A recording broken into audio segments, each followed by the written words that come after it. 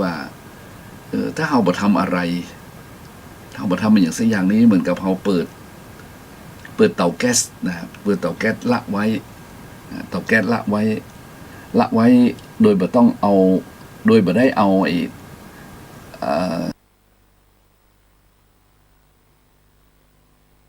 หรือหม้อข้าวหม้อแกงตั้งบนเตาแก๊สนั้นคือเปิดทิ้งไว้เฉยๆมันก็หมดเปลืองไปเฉยๆนะโยมอุปมานั่นนะเราเปิดเตาแก๊สโดยไม่ได้ใช้ภาชนะอันใดต้มไว้เลยทอดต้มอันอย่างแล้วแต่แบบมีบนนั้นเลยก็แก๊สก็หมดไปบ่ได้แต่ไม่ออกกี้เล่นว่าเนี่ยจนสะดุ้งเลยหายใจขว้างบ่ได้นะญาติโยมหลายอันนี้ก็เป็นประโยชน์สำหรับหมู่เฮาได้ฟังดังนั้นที่อู้วันนี้ก็คือว่าธรรมะของพระเจ้าเพิ่นเตือนจิตว่าวันคืนล่วงไปบัดนี้เราทำอะไรอยู่วันคืนล่วงไปบัดนี้เราทำอะไรอยู่นี่สำคัญตรงนี้ก็เลยมาอู้มาจ่าญาติโยมต่อจริงๆแล้ววันเดือนผ่านไปมันก็เวยเหมือนอย่างว่าปีหนึ่งมี365วันนะปีหนึ่งมี365วันตอนนี้ก็ใกล้จะเสี่ยงปีญาติโยมหลายคนที่เจริญมรณสติก็จะรู้ดีนะว่าการที่เฮาท่านทั้งหลายใช้เวลาคุ้มค่าไหมก่อนที่จะหมดลมหายใจจากโลกนี้ไปมีพระหรือว่าฝ่ายปฏิบัติเจริญมรณสติก็จะอู้กันนี้เพราะว่ามันเป็นความบ่ประมาทเนาะการเจริญมรณสติคือเตือนตัวเก่าเพื่อไม่ให้เกิดความประมาทอย่างการใช้ชีวิตก็เช่นเดียวกันถ้าประมาทเมื่อใดก็พินาศเมื่อนั้นเพราะฉะนั้นเราก็ต้องอย่างนี้ว่าต้องเจริญมรณสติการเจริญมรณสติจึงดีมีประโยชน์ยังไม่ออกว่าตะเกียบเนาะต่อมาก็สะดุ้งกันนะว่าวันนี้หายใจขว้างเนาะนั่นก็ญาติโยมแล้วอันนี้ก็เลยถือโอกาสมาต่อธรรมะที่ว่าถ้าญาติโยมอยากโทรศัพท์มาก็โทรมาได้เนอะ053-114-332เดี๋ยวเราคุยธรรมะดีกว่าเนี่ยเราสนทนาธรรมก็ได้นะสนทนาธรรมเรื่องโน้นเรื่องนี้นั่นนะบางทีอาตมาก็ได้ความคิดจากการสนทนาหรือบางทีญาติโยมก็จะได้ความคิดจากการสนทนาว่าการสนทนานั้นมันเรียกว่าปุจฉา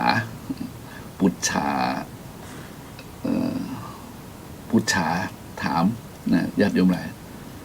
วิสัชนาก็ตอบเนาะถามตอบนี่มันได้ประโยชน์บางทีบางครั้งมันได้ประโยชน์ดีเหมือนกันแล้วญาติโยมหลายแต่เมื่อโทรศัพท์ยังมาเตื้อนะประมาณเบอร์053-114-332เตื้อก็ญาติโยมทั้งหลายก็ฟังธรรมะเพื่อสนับสนุนเนี่ยธรรมะของพระครูบาอาจารย์หลายรูปเป็นการสนับสนุนกระตุ้นให้เกิดการทำความดีอาตมาก็เช่นเดียวกันญาติโยมแล้วอยากที่ญาติโยมทั้งหลายใจธรรมะเป็นเครื่องดำเนินชีวิตเพราะถึงวันนี้เราจะเห็นว่าโลกเขาเนี่ย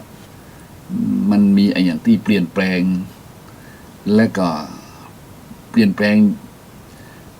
ไม่ไปในทางที่บวกเขาเห็นมาเมินแล้วเนาะอย่างเช่นคำว่าเจริญในด้านวิทยาศาสตร์อย่างคำว่าไฮเทคเนาะเทคโนโลยีเราก็ได้ยินนะว่าประเดี๋ยวนี้มันตรงกันข้ามอยู่มันกำลังเกิดธรรมะแผ่นบทหนึ่งขึ้นมาก็คือฝ่ายเสื่อมนะโลกก็กำลังเจอกับภัยธรรมชาติพ่องและก็ภัยจากไวรัสพ่องเนาะโรคภัยไข้เจ็บพ่องนี่มันมีธรรมะที่คู่กันมันมีธรรมะที่คู่กันเช่นมีขาวก็มีดำเนาะมีดีก็มีชั่วมีนักก็มีน้อยมีนักก็มีเบามันธรรมะเป็นกู้กันตอนนี้มันอยู่ในความดูเหมือนจะว่าเป็นความที่มันเกิดขึ้นให้เราได้เห็นเป็นสัจธรรมฉะนั้นเราก็มีธรรมะเป็นเครื่องดำเนินชีวิตจึงจะทำให้เรานั้นมีความทุกข์น้อยนะอาตมาใช้คำนี้ว่าคนที่มีธรรมะเป็นเครื่องมือในการดำเนินชีวิตนี้ถ้าเกิดวิกฤตอย่างขึ้นมานี่มันจะเป็นคนที่มีทุกข์น้อยเพราะอย่างน้อยๆก็เข้าใจในเรื่อง โลกธรรมโลกธรรมคือมีแล้วอาจจะบ่มีนะอย่างเช่นมีลาภนะผลที่สุดลาภสักการะอาจจะบ่มีนะแต่เพิ่นใช้คำว่าเสื่อมมีลาภแล้วเสื่อมลาภมียศแล้วก็อาจจะเสื่อมยศมีสรรเสริญแล้วอาจจะมีนินทามีสุขแล้วอาจจะมีทุกข์บางทีมันจะให้คู่กันนิยมเพราะฉะนั้นคนที่มีธรรมะหรือว่าได้เข้าใจธรรมะหรือฟังธรรมะหรือปฏิบัติตามธรรมะแล้วเนี่ยเวลามีทุกข์เนี่ยเวลามีทุกข์จะรู้เท่าทันไวกว่าคนอื่นนะไวกว่าคนอื่นเวลามีความผิดหวังเปิ้นผิดหวังเปิ้นเศร้า100%นี่เนาะเปิ้นเศร้า100%แต่คนมีธรรมะนี่มันเศร้าสัก50%บางทีเนี่ยหรือบ่เศร้าเลยนะหรือ 60% นั่นก็โยมมันเราคิดเทียบแบบนี้มันจะง่ายนะเพราะฉะนั้นก็เลยมาคิดด้วยตัวเองว่าถ้าคนที่เป็นมีธรรมะแล้วประกอบกับการที่มีอย่างเกิดขึ้นในโลกนี้อย่างปัจจุบันนี้นะถ้าคนใดมีธรรมะแล้วคนนั้นก็จะเกิดความทุกข์น้อยกว่าคนอื่นนะอันนี้สำหรับความคิดเห็นของอาตมาว่าน่าจะเป็นอย่างนั้นเพราะว่าพระเจ้าเปิ้นสอนไว้เฮาท่านทั้งหลายเพียงนำมาคิดต่อคนที่ค้นพบคือพระเจ้าเนี่ยสุดยอดเลยมันก็โยมแต่เฮามาปฏิบัติต่อเนี่ยมันสมสุดยอดกว่านะ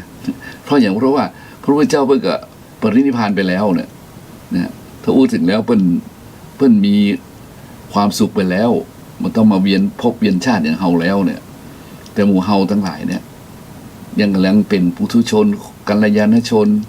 คนมีกิเลสน้อยพ่องกิเลสนักพ่องเนี่ยนะเฮานี่แหละกำลังสู้กับโลกกระทำเพราะฉะนั้นถ้าเฮาใช้ธรรมะมาเป็นเครื่องปฏิบัตินี้จึงถือว่าสุดยอดในยุคนี้เพราะว่าถ้าเฮาแบบปฏิบัติตามธรรมแล้วเนี่ยเฮาแบบประพฤติตามธรรมแล้วเนี่ยจิตของเฮาก็จะไหลไปตามอำนาจของกิเลสมันพาไปนะกิเลสมันพาไปนะโยม กิเลสมันพาไปบ่ใช่ว่ากิเลสมันพาขึ้นที่สูงนะกิเลสส่วนมากแล้วมันก็จะพาไปในทางที่เข้ารบเข้าพงกิเลสมีถึงปัญหาตัณหามีถึง108มันก็จะพาเข้ารบเข้าพงอย่างแค่ธรรมะเบื้องต้นง่ายๆที่ว่านิวรณ์เนี่ยโยมนิวรณ์ทั้ง5อย่างเช่นอย่างความพอใจในกามคุณถ้าเมื่อใดเราพอใจในกามคุณรูปเสียงกลิ่นรสโผฏฐัพพะธรรมารมณ์เนี่ยเราไปติดใจอย่างนั้นแล้วเราสามารถตัดใจออกจากไอ้กามฉันทะได้นะใจเราก็จะไหลไปตามรูปเสียงกลิ่นรสโผฏฐัพพะธรรมารมณ์นะใจเราอยากจะมักไฟไปตรงนั้นแหละนะคือมันไหลลงต่ำเนี่ยเมื่อมันไหลลงต่ำมันก็จะกลายเป็นทุกข์ไปนะทุกข์ในที่นี้มันคือทุกข์ต้องเวียนว่ายตายเกิดทุกข์เวียนว่ายตายเกิดนี่มันทุกข์ยาวนานเพราะฉะนั้นเราจะต้องมีธรรมะเป็นเครื่องเกาะเราจะต้องมีธรรมะเป็นเครื่องพยุงจิตเราจะต้องมีธรรมะเป็นหลักคิดอาตมาถือว่าเราต้องมีธรรมะเป็นเข็มทิศในการเดินทางชีวิตเลยนะเพราะว่าเดินทางในป่าก็ต้องใช้เข็มทิศเนาะเดินทางชีวิตก็ต้องใช้ธรรมะเนี่ยธรรมะเนี่ยมากลางเลยบทไหนเอามากลางเลยว่าวันคือหมายความว่าไม่ใช่เอามากลางดูนะมาเอามาใจดูเลยว่าวันนี้เขาจะในช่วงนี้วิกฤตอย่างเงี้ยนะทั้งโควิดก็ดีทั้งเศรษฐกิจก็ดีทั้งหลายอย่างหลายอันก็ดีเนี่ยเขาจะเอาธรรมะบทไหนนะที่เป็นกำลังนะกำลังให้เขานั้นสามารถผ่านวิกฤตนะผ่านชีวิตในช่วงชุลมุนวุ่นวายในช่วงทุกข์ยากนี่ได้วันนี้อาตมาก็จะมาต่อให้ญาติโยมทั้งหลายอย่างมีธรรมะบทหนึ่งเป็นบอกว่าเป็นว่ากำลังเนี่ยว่านะกำลังทางกำลังเอาเป็นกำลังทางจิตก็ดีกันเนี่ยกำลังทางจิตแต่ทีนี้มันกำลังทางจิตนี่มันดูเข้าท่ากันนะจะมาว่านะในญาติโยมอะไรทีนี้เพิ่นบอกว่ากำลังคื คือถ้าเราอู้ถึงตามที่เราศึกษากันมาเพิ่นก็ว่ามันมี5อย่างนะกำลัง5อย่างถ้าอู้อีญาติโยมอาจจะงงนะผู้ศึกษาธรรมะมันจะบ่เข้าใจแต่บอกว่าอินทรีย์5ประการญาติโยมหลายอินทรีย์5ประการคำว่าอินทรีย์นี่แปลว่าเป็นใยก็ได้นะหรือเป็นใยนะเป็นใยมีกำลังเป็นใยนะคนเฮานั้นถ้ามีลักษณะของความเชื่อเป็นว่าถ้ามีลักษณะของความเชื่อมั่นนะเชื่อมั่นคือน้อมใจเชื่อยังลงไปในพุทธคุณธรรมคุณสังฆคุณก็ดีนะญาติโยมหลายโดยเฉพาะเชื่อยังไปในพระพุทธคุณของพระสัมมาสัมพุทธเจ้าเนี่ยเป็นว่าสัตทินรีเนี่ยนะสัตทินรีศรัทธาบวกอินทรีย์เนี่ยเนาะได้แก่การน้อมใจเชื่อเป็นว่าจนมีความเชื่ออันยังลงมั่นคงในพระพุทธคุณอย่างพระพุทธคุณเนี่ยที่เราสวดมนต์กันเนี่ยญาติโยมหลายมีมากมายที่ความหมายแต่ความย่อๆลงมาตรงว่าพระเจ้าของเรานี้เป็นศาสดาของเทวดาและมนุษย์ทั้งหลายเป็นผู้รู้เป็นผู้ตื่นเป็นผู้เบิกบานนะเป็นผู้มีโชคภควาเป็นผู้มีโชคและเป็นผู้จำแนกธรรมอย่างดีฉะนั้นถ้าไผ่มีกำลังศรัทธาตัวนี้แน่วแน่มั่นคงเป็นคนที่เรียกว่าถ้าได้อู้ถึงตอนนี้ว่าเชื่อมั่นในกำลังตรัสรู้ของพระพุทธเจ้าอย่างชนิดที่ว่าบ่มีอย่างมาจะโยกจิตโยกใจให้งอนแง่นคลอนแคลนได้เมื่อมีกำลังศรัทธาอย่างนี้นะญาติโยมแหละมันก็จะทำให้เฮาเนี่ยมี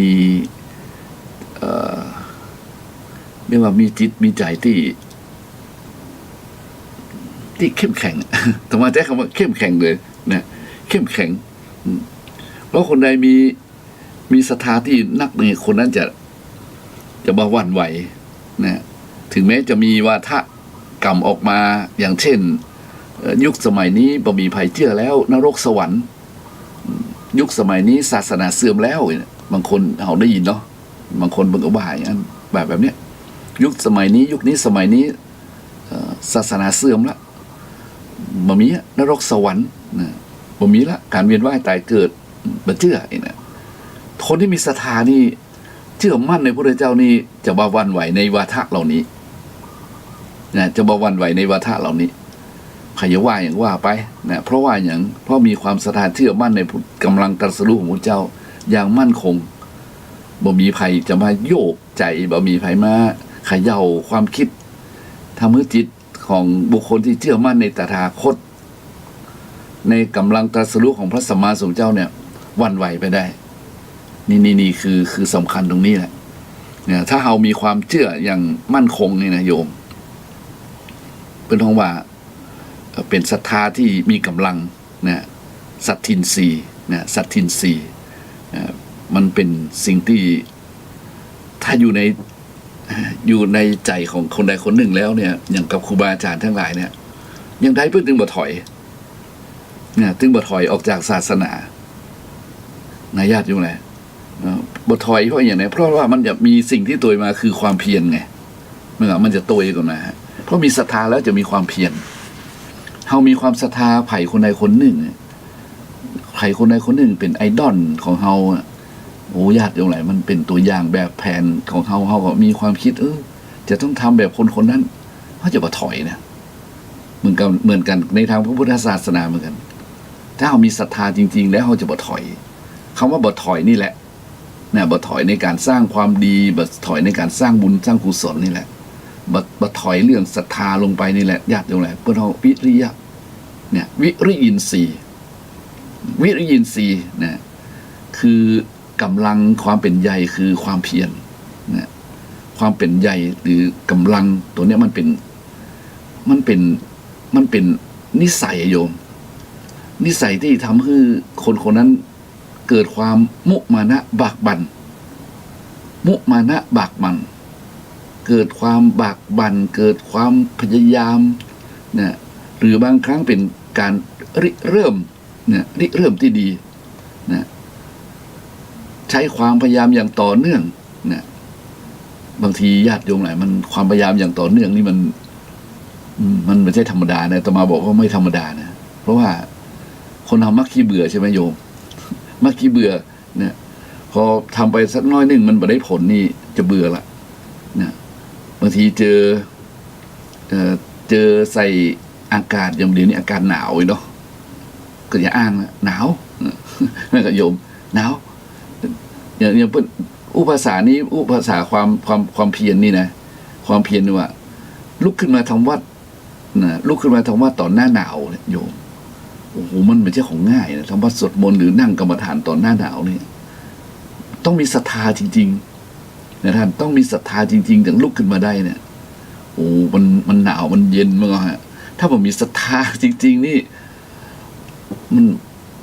นมาเอานะหนาวบางทีหนาวก็บ่เอาฮ้อนก็บ่เอาเนี่ยบางทีเพิ่นบอกว่าตามสูตรเลยเพิ่นบอกว่าหนาวก็ว่าหนาวนักฮ้อนก็ว่าฮ้อนนักบางทีอ่อนเพลียเพลียแรงหิวนักกระหายนักเจ้าอยู่เย็นไปพ่องปวดหัวปวดตัวไปพ่องแล้วก็บัดทำความเพียรนั้นหรือแม้แต่การทำงานก็เช่นเดียวกันญาติโยมหลายการทำงานที่บ้านของญาติโยมนะฮะเนี่ยการทำงานที่บ้านของญาติโยมบางทีเนาะมันก็ทำแบบเช้าชามเย็นชามเนี่ยเกิดความเบื่อหน่ายเกิดความเกลียดค้านมามันบางทีบางคนบ่นเลยบางคนบ่นโอ้ไม่อยากทำแล้วท่านอาจารย์ทำมาเมินงานอ่ะทำมาเมินงานนี้ทำมาเมินขนาดจนประเดี๋ยวนี้เบื่อแล้วเขาต้องมาปลุกศรัทธาญาติโยมใหม่โยมจะไปคิดว่างานมันที่เขาทำเนี่ยมันน่าเบื่อเนี่ยแล้วท่านอาจารย์เนี่ยใดธรรมาก็มีคำของครูบาอาจารย์ผู้รู้ว่าจงเป็นสุขสนุกกับการทำงานนะจงมีความสุขสนุกกับการทำงานและสร้างความสุขสนุกสนานกับการทำงานเช่นกระตือรือร้นขึ้นมาใหม่ไม่ใช่ว่าทำไปแบบเช้าชามเย็นชามอย่าทำเพื่อป้นไปนะถ้าทำเพื่อป้นไปทำแบบเฉยชาเพื่อน้องความเกลียดค้านนะความเกลียดค้านนี่แหละญาติโยมทั้งหลายมันสร้างนิสัยที่บดีต่อเนื่องก็คือ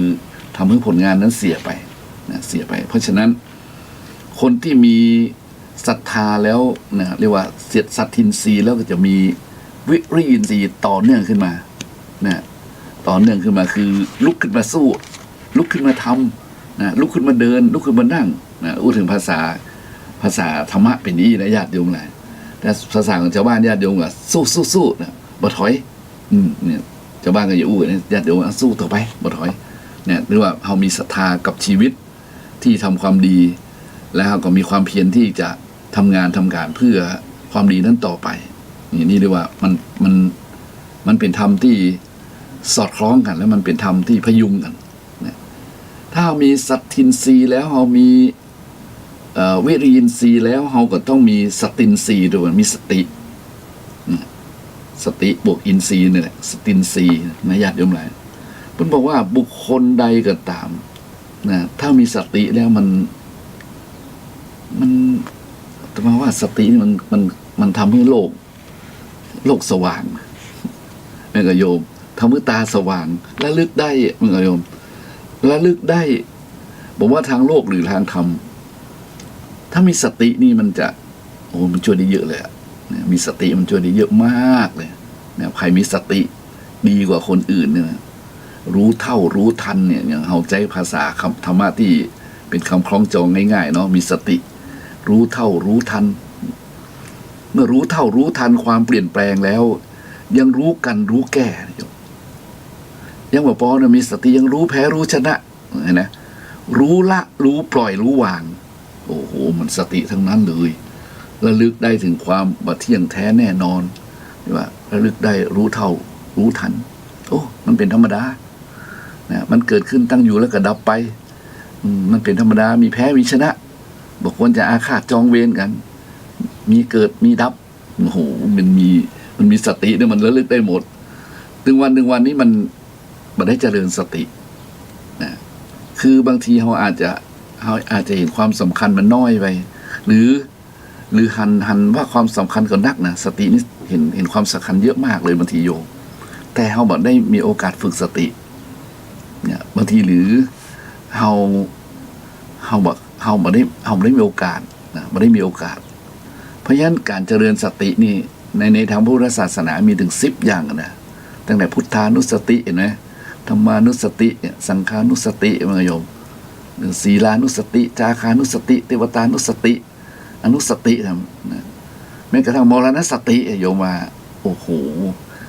นะแต่ที่ดีที่สุดนะอานาปานสติอานาปานสตินี่ก็มีสติและลึกถึงลมหายใจเข้าออกเลยโยมไม่ธรรมดานี่จะบอกอย่างเงี้ยนะวันใดที่ญาติโยม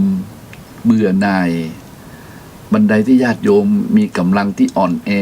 คือวิริยะอ่อนแอความเพียรอ่อนแอเนี่ยญาติโยมก็เจริญสตินะวิธีทำให้เกิดสติทั้ง10อย่างนึกถึงพระพุทธเจ้ากันนึกถึงพระธรรมกันนึกถึงคำสอนกันนึกถึงธรรมที่เราเกิดเป็นเทวดากันนึกถึงอย่างแล้วแต่ขอให้ลองปฏิบัติอานาปานสติเนี่ยอานาปานสติคือสติและลึกถึงลมหายใจเข้าลมหายใจออกเนี่ยญาติโยมทั้งหลายถ้าไผ่ทำได้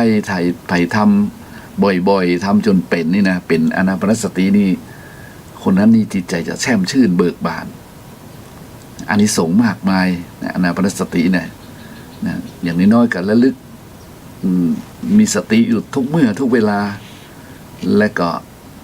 ข้อสำคัญคืออานาปานสติก็คือไม่หลงการกิริยาคือเวลาจะตายนี่ถ้ามีสติตรงนี้แล้วจะทำให้ไปดีไปสู่สุคติเนี่ยไปสู่สุคติและเผลอๆได้อานิสงส์อย่างคือตอนที่จำได้เพิ่นบอกว่าไผเป็นอานาปานสติไผได้อานิสงส์อานาปานสตินี้ไผเจริญอานาปานสติจนแคล่วคล่องว่องไวแล้วเนี่ยจะสามารถรู้ได้ว่าตัวเองจะละสังขารเมื่อใดนะ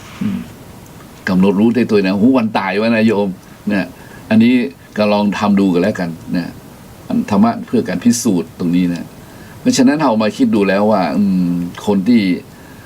มีสติได้นี่ก็ต้องฝึกสตินะต้องฝึกสตินี่มันจะทำให้สตินั้นคือระลึกได้โวยนะระลึกได้โวยอย่างเพื่อนบอกว่าบางคนเนี่ยระลึกได้จ้านะระลึกได้จ้าก็จะเกิดความแบบพอใจนะความเสียใจว่าจะหูคิงนะพอเสียใจว่าบอกพอใจและอาจจะพูดอะไรออกไปแล้วเนี่ยคนมีสติเนี่ยนะแต่คนมีสติบางอันเนี่ยคนมีสติโอ้โหพอหูเลยว่าอันนี้มันทำให้เราโกรธแค่ว่ามันทำให้เราโกรธนี่นะก็หูเราโกรธโอ้อันนี้มันเป็นสาเหตุทำให้เราโลภแล้วนี่โลภไปทำไมมันจะสอนตัวเก่านะท่านอันสติตัวนี้นะมันจะสอนตัวเก่าเนี่ยเพราะฉะนั้นไผ่ถ้ารู้เท่ารู้ทันมีสติที่เกิดขึ้นภายในนี่ช่วยได้ทันทีอาตมาบอกได้เลยว่าเป็นสิ่งที่น่าทำมากนะเพราะฉะนั้นถ้าไผ่ฝึกสติแล้วนะจนเป็นสติที่แข็งแกร่งนะเป็นสติที่มีกำลังสติที่สามารถควบคุมนะสามารถควบคุมจิตนะที่วอกแวกนะสติที่ควบคุมจิตให้เป็นสมาธิได้อย่างแน่วแน่นี่นะโอ้โห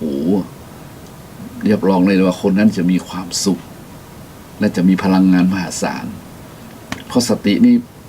มันระลึกรู้ถึงอารมณ์โยมนะระลึกรู้ถึงอารมณ์คนเฮาเนี่ยนะเช่นตาหูจมูกลิ้นกายใจไปสัมผัสกับรูปเสียงกลิ่นรสโผฏฐัพพะธรรมารมณ์มันเกิดอิทธารมณ์อนิถารมณ์นี่นะมันเกิดความรู้สึกยินดีและไม่ยินดีนะถ้ามันมีสตินี่มันก็สามารถแสดงออกได้ทั้งสองอย่างเนี่ยอาจจะไปทางชอบกับชังไปเลยแต่คนที่มีสตินี่ถึงชอบก็รู้ว่าชอบถึงชังก็รู้ว่าชังนี่มันจะรู้เท่ารู้ทันนิยมเพราะฉะนั้นถ้ามันรู้เท่ารู้ทันแล้วมันอย่ากันนะถ้าเป็นทางบาปมันก็เบาละ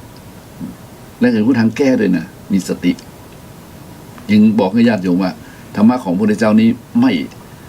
ไม่ควรจะเก็บรักษาไว้ในตู้ในหนังสือ ควรจะนำมาปฏิบัติ โดยเฉพาะปีใหม่ที่จะมาถึงนี่เนาะเอาว่าจะไปไหนเนี่ยมันก็โยมเขาก็สามารถที่จะนี่เขาก็สามารถที่จะนำธรรมะเหล่านี้มาประพฤติปฏิบัติได้นี่เรียกว่าสติถ้าทำไปบ่อยๆเนี่ยญาติโยมสตินี้ทำไปบ่อยๆจนควบคุมอารมณ์ได้หรือระลึกทันอารมณ์ได้ อย่างที่ว่านี่ว่ามันรู้เท่ารู้ทันโวยได้โวยนะโยมเขาก็มาใช้กับการทำสมาธิต่ออย่างนั้นทำหมวดนี้มันจะเข้ากันพอดีเลยมีสติแล้วก็ทำให้ระลึกได้หลายๆอย่างทำสมาธิเนี่ยสมาธิหรือสมาธินทรีย์นี่นะมันเป็นอาตมาว่ามันเป็นขั้นมันเป็นผลนะผลของสติที่เจริญดีแล้วอันนี้พูดถึงฝ่ายปฏิบัตินะฝ่ายปฏิบัติเขาสติมันดีแล้วมันระลึกได้แล้วรู้เท่ารู้ทันรู้กันรู้แก่รู้แพ้ชุนะรู้ละลงแล้วนะโดยเฉพาะรู้ละรู้วางแล้วเนี่ยมันก็จะเกิดเนี่ยเพื่อนว่าเป็นสมาธิเป็นสมาธิเมื่อเป็นสมาธิแล้วมันก็จะเป็นฌานขึ้นไปแถมนะญาติโยมเพราะว่าความที่ฟุ้งซ่านของจิตนะแล่นไปในอารมณ์นะที่เกิดขึ้นทั้งอิทธารมณ์นิทธารมณ์มันหยุดหมดนะจนจิตสมาธินี่เป็นอันเดียวกันตอนนั้นแหละญาติโยมหลายมันจะมีคำว่าปฐมฌานทุติยฌานตติยฌานจตุตฌานตุยมาเลยที่นี่นะซึ่งเป็นอาการของจิตละนะเป็นว่าจิตที่เข้าถึงฌานเหล่านี้จะมีความตั้งมั่นนะตั้งมั่นบัดซัดบัดสายนะญาติโยมหลายทีนี้ไอ้เรื่องนี้มันอู้ได้นะอู้ได้นะอธิบายได้แต่ความเข้าใจนั้นต้องอยู่ที่ปฏิบัติอย่างคำว่าปฐมฌานเนี่ยโยมจิตมีวิตกอยู่มีวิจารอยู่มีปิติอยู่นะมีสุขอยู่นะและก็มีเอกคตาอยู่อันนี้คืออะไรเพราะฉะนั้นคนถ้าฟังโดยปริยัติฟังโดยอธิบายนี้ก็จะเข้าใจนะแต่ถ้าลงมือปฏิบัติแล้วจะเข้าใจง่ายกว่าคนที่ปฐมฌานเนี่ยว่ามีวิตกเราต้องนั่งไปดูก่อนนั่งไปเจริญไปนะแล้วจิตมันเกิดอาการขึ้นมามันวิตกนะมันวิตกอยู่ถึงอดีตถึงอนาคตนะมันก็โยมมันจะวิตกสองสามอย่างเลยหรือมันก็การวิตกนะมันมีวิตกของมันลักษณะคนมีหรอนะอย่างที่แม่โยมถามมาสวดมนต์กับปิติขึ้นน้ำตาไหลเนี่ยมันเป็นอาการของจิตอย่างน้ำตาไหลนะมันดีใจปิติมันสุขมันเกิดขึ้นมันคือกำลังเข้าสู่คันลองคลองของสมาธินทรีย์นะอันนี้ก็สามารถบอกให้ญาติโยมเลยว่ามันเป็นชนิดแหละทีนี้เอามันจบเนี่ยตรงนี้กำลังของเฮาเนี่ยนะเมื่อมันเป็นสตินทรีย์แล้วเป็นสมาธินทรีย์แล้วต่อไปญาติโยมมันจะเกิดกำลังตัวหนึ่งคือว่าปัญญินทรีย์นะคือปัญญาบวกอินทรีย์อินทรีย์บวกปัญญานะเป็นเปิ้นหัวมันปัญญาเนี่ยนะปัญญาตัวนี้นี่มันเป็นปัญญาที่เข้าใจเข้าไปสอดส่องนะโยมจะว่าได้ดีฮะเนี่ยเขาว่าโยนิโสมนสิการนะโยนิโสมนสิการคือเข้าไปวิเคราะห์เข้าไปคิดโดยละเอียดนะเป็นความที่มันเข้าไปด้วยตัวเองของมันนะอันนี้ก็บอกยากๆถ้าคนปฏิบัตินี่จะรู้ว่าเนี่ยแต่คนที่มาตามตำรานี่ก็อู้กันไปตามตำราก็ดีเหมือนกันนะโยมมันเชื่อบดีนะฮะแต่หมายความว่าถ้าไปปฏิบัติแล้วจะรู้สึกเนี่ยนี่คือโยนิโสมนสิการคือมันมาตามตำรับเลยตามลำดับเลยนะตามลำดับเพราะฉะนั้นไอ้อินทรีย์ทั้ง5เนี่ยญาติโยมหลายเพิ่นบอกว่าจะต้องเสมอกันคือแรงคล้ายๆกันนะคือต้องมีศรัทธาต้องมีสติต้องมีสมาธิแล้วจะต้องมีวิริยะเนี่ยเนาะมีศรัทธาแล้วก็มีวิริยะมีความเพียรตัว แล้วก็มีสติกันมันก็เหมือนกับ คือมันบาลานซ์กันอุ้ยดีกว่านะโยมเนาะมันต้องเข้าใจภาษาใหม่ด้วยว่ามันสมดุลกันนะถ้ามันสมดุลกันแล้วมันจะประคองกัน มันก็ไปด้วยกันได้มันก็สามารถเอาชนะอันอย่างหลายๆอย่างได้นะเพราะฉะนั้นไผ่ที่หดหูนะอยู่บ่ได้แล้วมันง่วงญาติโยมไหนก็ลองมาปฏิบัติตามนี้ดูนะปฏิบัติตามนี้เลยที่สุดมันจะเกิดปัญญานะแต่ทั้งนี้ทั้งนั้นทั้งหมดทั้งมวลนี่นะถึงฝึกแทบตายก็บ่ได้ก็เพราะว่าเนี่ยเป็นเพราะว่ากำลังยังบ่แก่กล้าเถื่ออาตมาใจบอกง่ายๆว่ากำลังบุญยังบ่ค่อยแก่กล้าเถื่อคือมันมาถึงคราวที่ดอกบัวจะบานเถื่อว่านะญาติโยมหลายเพราะฉะนั้นทำยังไงมีคนถามเขาบอกเอาเป็นแค่นิสัยพอเนี่ยฝึกให้เป็นนิสัยไปถ้าสมมติว่าเขาเอาเป็นเอาตายเนาะเอาแรงมากเนี่ยแต่มันบ่สามารถจะบรรลุธรรมได้เนี่ยแสดงว่ามันบ่ใจวาระเตื้อเนี่ยมันบ่ใจถึงคราวเตื้อที่คุณจะบรรลุธรรมที่ตัวเขาจะบรรลุธรรมเนี่ยเพราะฉะนั้นง่ายใดนะเพราะฉะนั้นก็มีความเพียรต่อไปเนี่ยมีความเพียรต่อไปถ้ามีความเพียรต่อไปแล้วบัดนี้ความมุ่งมา่ปรารถนาว่าจะต้องบรรลุธรรมคืออินทรีย์ทั้ง5เนี่ยถ้าคุณ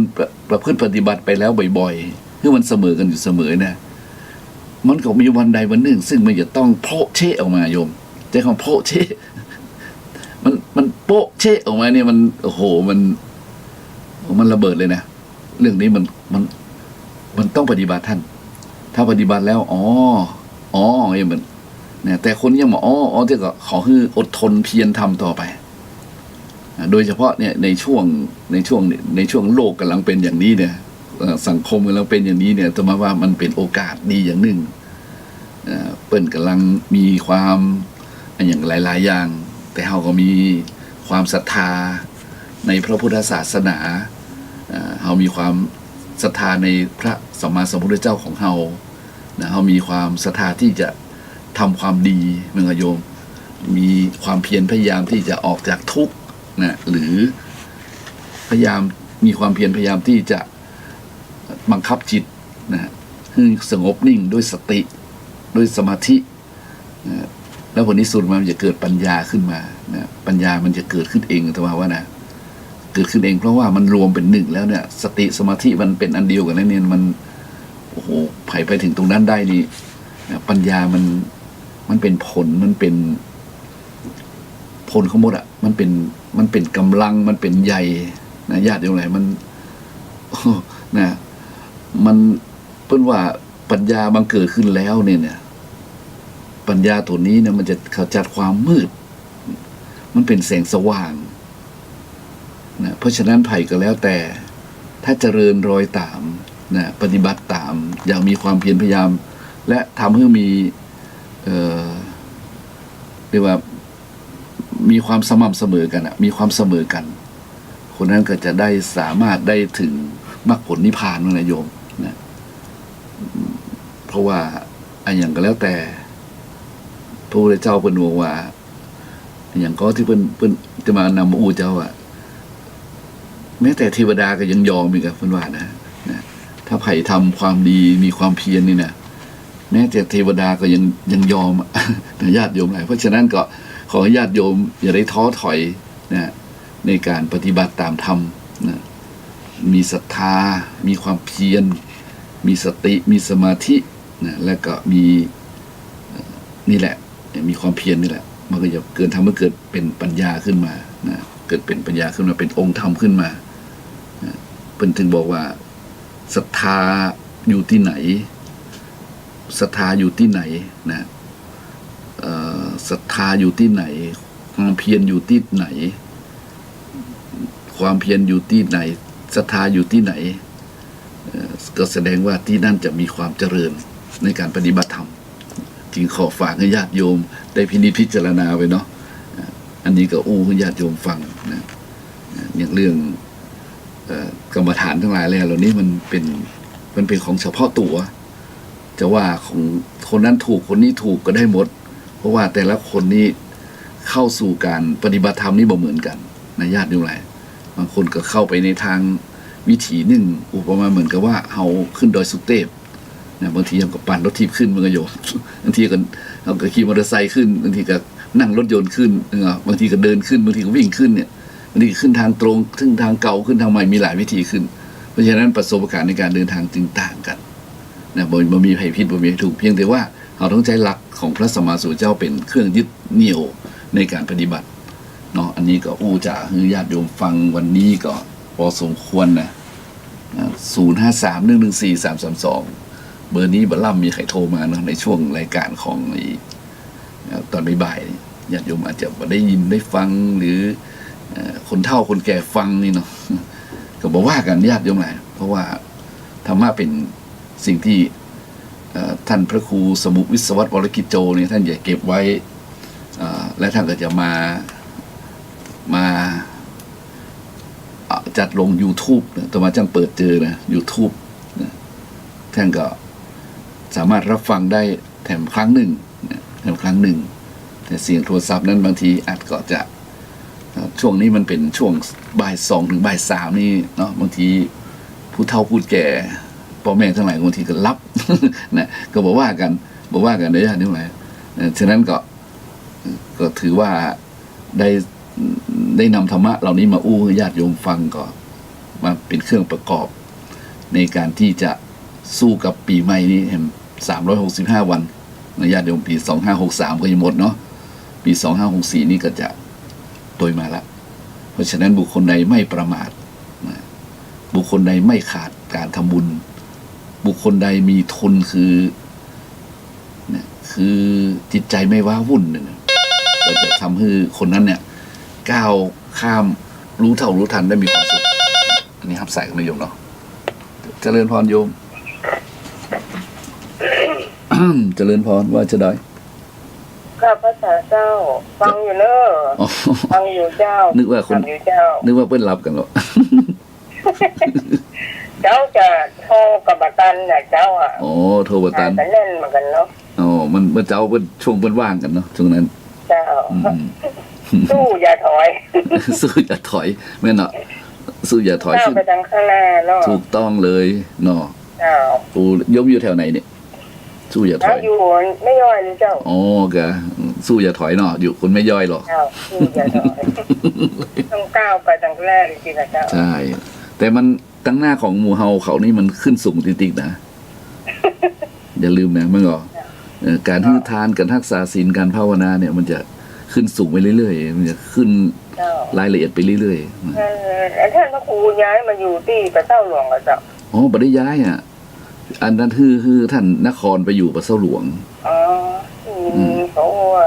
ท่านพระครูย้ายไปอยู่ตั้งอยู่ประเจ้าน้อยเนี่ยอยู่ประเจ้าน้อยพอดีไปสร้างวิหารด้วยเพื่อนเนี่ยเพื่อนขอไปช่วยแปลงวิหารกำลังสร้างวิหารนี่เนาะเป็นประเจ้าหลวงเนี่ยเพื่อนขอตมาเนี่ยไปช่วยแปลงวิหารก็ว่าอย่าโฆษณาลืมไม่เหรอดีนเป็นว่าแม่นฮะวัดให้มาควรแบบสวดมนต์เข้าถึงเหรอเจ้าสวดอยู่ฮะสวดอยู่แต่ต้องใจ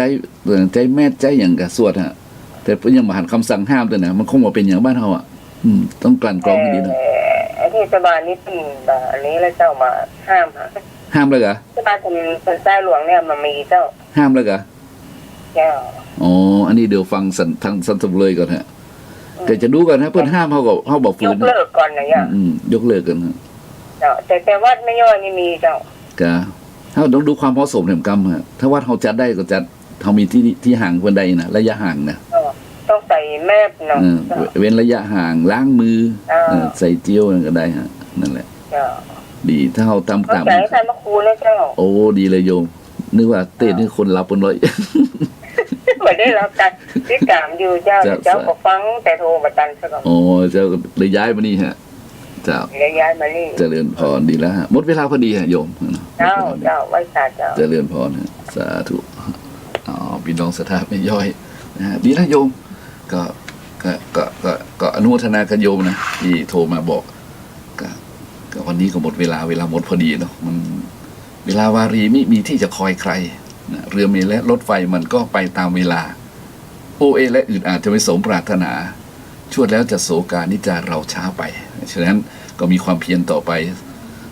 เดินหน้าต่อไปเนาะโยมเนาะสู้ไม่ถอยเขาขึ้นดอยแล้วนี่ ถูกต้องเลย วันนี้ขออนุโมทนากับทางคลื่นสถานีวิทยุพระพุทธศาสนาสังคม วัดไฟหิน104.5 ขอบพระคุณนะครับท่านอาจารย์สถานีในสถานีพระครูสมุวิศวัตวรกิจโจนะครับและขอบคุณครูบาอาจารย์พี่น้อยพี่หนาที่ช่วยงานในทางห้องส่งนะครับแล้วก็ขออนุโมทนากับญาติโยมที่สดับรับฟังวันนี้ก็ขอทั้งหลายอยู่ดีสบายสุขกายสุขใจเจริญด้วยอายุวันนะสุขะพละธนสารปฏิภาณสมบัติเหมือนกันทุกท่านทุกคนเทินเจริญพร